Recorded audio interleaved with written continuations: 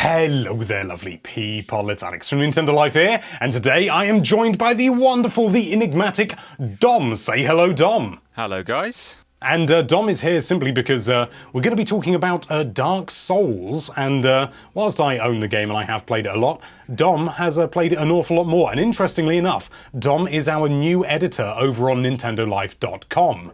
A lot of people don't seem to know that we do actually have a website as well, and the website's a lot bigger than the YouTube channel, so go and check it out. I mention it at the end of every video. But anyway, we're here today to talk about Dark Souls on Switch, because it's a pretty big deal.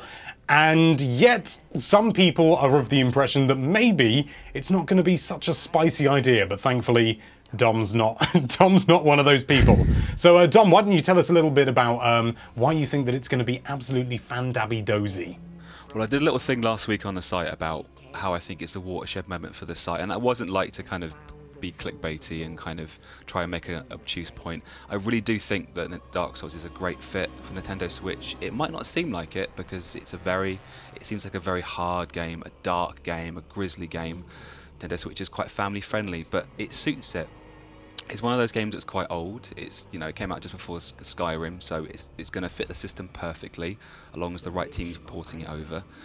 And that idea of approaching its game world, approaching its different enemies. Each enemy is like a boss, and it's the best way to describe it. Each enemy is like its own little mini war and battle. And while that doesn't seem like the best thing for Switch, because each little fight is so compartmentalized, you can approach it, pick up and play as you go, because you can just turn the Switch off and come back to it. Now that does give you some questions of how the online stuff will work when you're away from home, but the fact that you can do each little fight, turn your Switch off, come back to it, it will make that idea of having to rush between campfires a little bit more easier to bear. Of course, and whoever's working on the port might have found a way to say no. If you want to carry on your play, you do have to still do the whole thing of getting from one campfire, which are basically like save points in the game, from one to the other, because the big thing of the game is you kill enemies, you get souls. It's your currency. It lets you upgrade your character, and you get from one point to the other, but there's that risk of how far do you go? Do you go off the beaten path and try and get more? Or do you go straight for a beeline and try and get through, rack up your points, and then save them to the next campfire? With Switch, because you can turn things off and come back to it when you want to, that could negate that very Moorish part of what makes Dark Souls Dark Souls. So we'll have to see what they do. But it's a really, really good fit, despite seeming like it's not meant to be. Well, yeah, I mean, obviously, you can also just play it docked, which is handy as well. And if people don't have, say an Xbox One or a PS4 and they've only got a Switch, obviously they're gonna buy it on the Switch. So, it's good for that purpose as well. It's a boring purpose, multi-plat. But it's a point in its favor nonetheless. One thing that you mentioned about the online is, because you can have other people come over and help you out with difficult boss fights if you're finding them a little bit too tough. And obviously when you're on the go, that's not really going to be an option. I mean, I suppose you could tether to your phone, but even then, that's not going to be brilliant, is it? No, it's something that's difficult to try and get our heads around right now, because when you do, I mean, you can play Dark Souls offline, and people do, but it's a core part of the experience because it's not your regular multiplayer. It's kind of cooperative and PvP all at the same time. The idea that you can, as you said, you can invite players in to help you with a particularly tough boss, but you can also have players invade your world and attack you at the worst possible time when you just need to get to another campfire, and they slip in as a phantom and just knock you down, take all your souls away, and it's the worst thing. But it's part of the joy of it. As to how that will work away from home, it's hard to know. Bloodstains, which are a thing that show where people have died, and they can leave messages to kind of give you obtuse warnings or little riddles about what's to come. They're a really big, important part of the experience because they kind of help tell a story. You can see phantoms of the characters who have died. You think, oh, they've just died here, but I can't see anything. How did they die? What's waiting around this corner? It adds to that kind of Moorish tension that Dark Souls perpetuates through the entire experience. I don't know whether there'll be a way for them to kind of copy, things like phantoms and bloodstains that you can take with you, so you have like a kind of an echo of those things to use while you're away. But considering how old the game is, I don't know how far they'll go, because won't be an issue for the remastered version on other platforms because they're just home consoles. That's not an issue to come. So you have to wonder whether they'll really go as far as to include something so Switch specific. More than likely, it'll just be a case of when you're away from home, when you're playing in handheld mode, you just can't do any of that stuff, and you just have to face bosses and more tough, smaller enemies by yourself. That's probably how it's going to be, but it doesn't detract from it.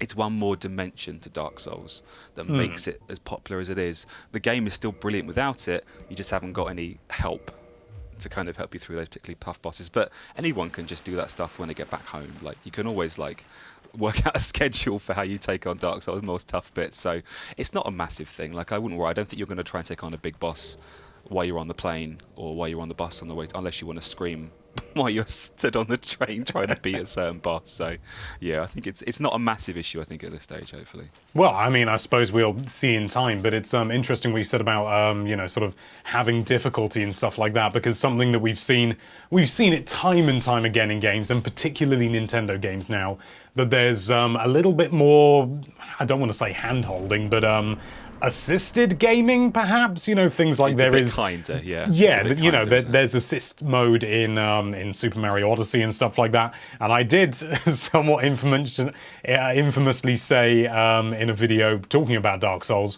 maybe they're going to add an easy mode, and people, berated me in the comments for that. But what I mean, do you think that that's a possibility, given that, the Nintendo Switch audience is distinctly broader, in its age range and stuff like that? Because Dark Souls is so hard, do you think maybe they'll introduce, even if it's only a small element, something that makes it maybe a little bit easier for new players?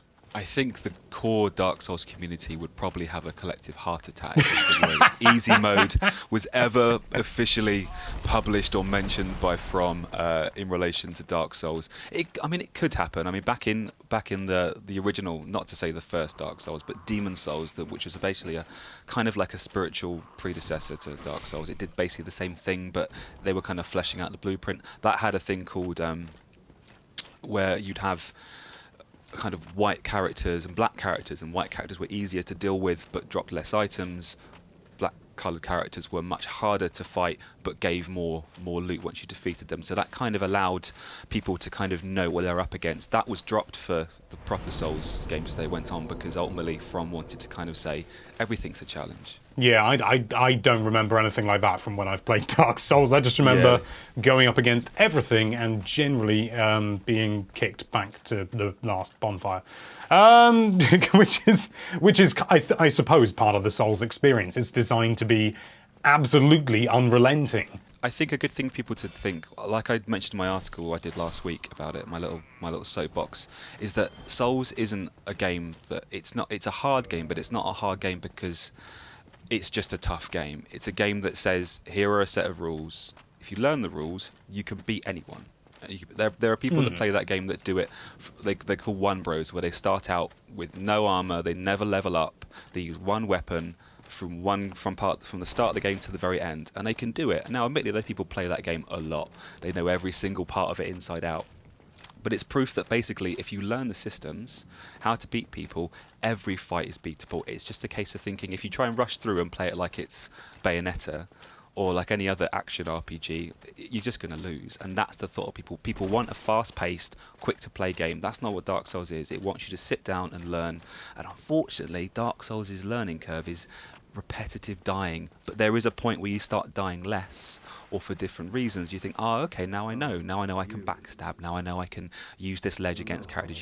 It's tactical in a way that no other fighting game or RPG, maybe things like The Witcher on other platforms, kind of does the same thing, but it says, how can you tactically beat someone, not just how many times can you hit a button until their health meter goes down. So it's a really fun dynamic. I suppose the closest thing to Dark Souls that is, well, I say currently on a Nintendo platform, has historically been on a Nintendo platform, is Monster Hunter, because again, it's that that learning. You've got to learn how the enemy behaves, what its telegraphs are before it does an attack and stuff like that. And realistically, it comes down to far more what you've learned rather than what weapons or armor you have. And I'm pretty sure that's the same as in Souls, isn't it?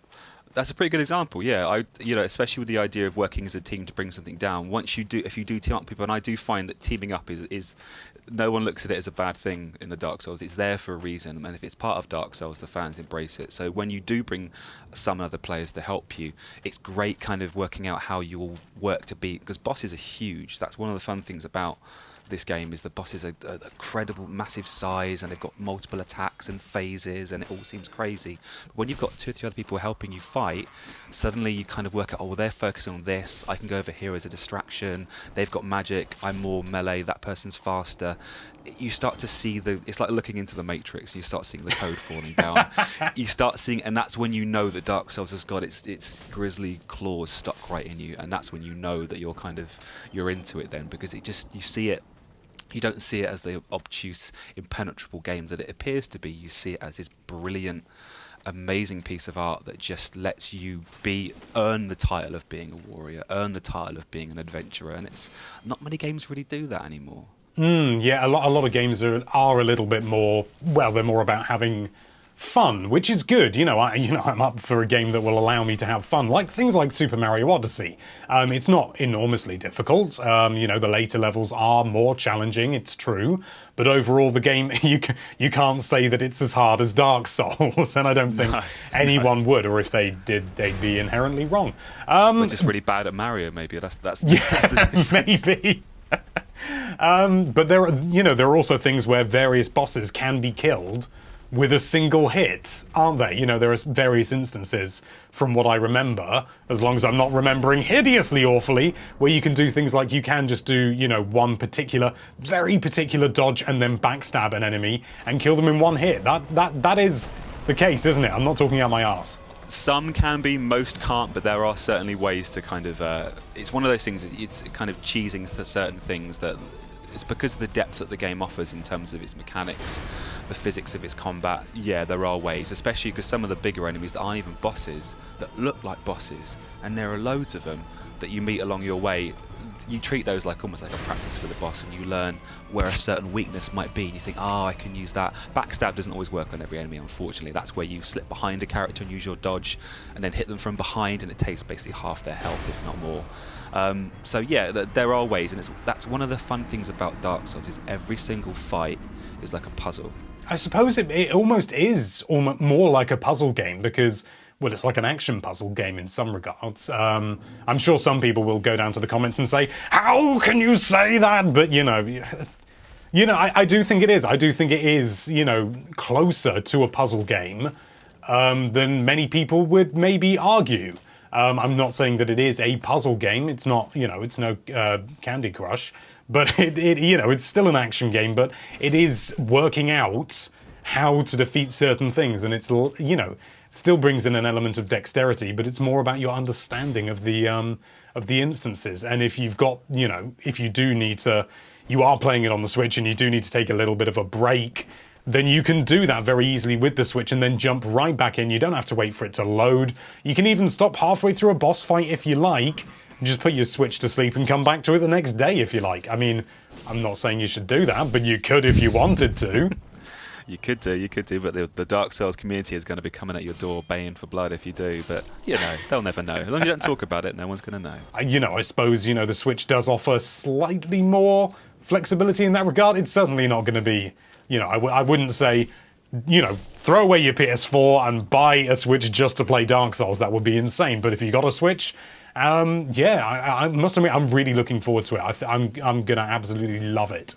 Or, at least very much like it. Yeah, I think it'll be just like Skyrim. Again, both games are exactly the same amount of time. In fact, Dark Souls is a little bit older than Skyrim, and Skyrim just had a new bit of life. And we've all played Skyrim a million times and racked up hundreds of hours, and it came onto Switch, and just by being portable and working so well, it's great. And I think Dark Souls have the same thing. Yeah, we do joke about the Dark Souls being kind of quite obtuse and its community being very close, but it doesn't mean that you can't take on any game and just have your own bit of fun with it. And I just think that being on Switch, it's a very inclusive platform. We've learned that so far because of how many games are appearing on it and how many different kinds of games and the people that are talking about it and embracing it. Dark Souls, by coming to Switch, like you said, is going to hopefully embrace that sense of inclusivity, and it'll just be a game that opens up to a new community. So I think it's a great fit. I think it's a really good fit, and I can't wait to play it. play it on Nintendo Switch, definitely. Excellent. Well, as I've said before, I'm really looking forward to it. I'm really keen to see how well it runs on Switch compared to its predecessors and the other platforms and stuff like that. But I mean, it originally came out for the 360 and the PS3, so I imagine it'll be absolutely fine. It depends how many bells and whistles they want to throw in from the remastered version to make it run more like the other, PS4 and Xbox One and stuff like that. But anyway, Dom, thank you so much for coming along. Is there any final word you'd like to say to anyone who's on the fence maybe about picking up Dark Souls on Switch? I would say don't listen to all the stories you've heard and don't take your first impressions. Give Dark Souls a go, because I guarantee you, even if it takes you a little bit longer than you like to get into it, the game beyond that first impression is amazing. So give it a go. I can't think of anything fairer than that. Dom, thank you so much for coming along, and thank you so much for watching. If you like this video, then why don't you die again with that subscribe button, and be sure to check out NintendoLife.com for all sorts of lovely Nintendo-related content. Thank you again for watching. Bye-bye.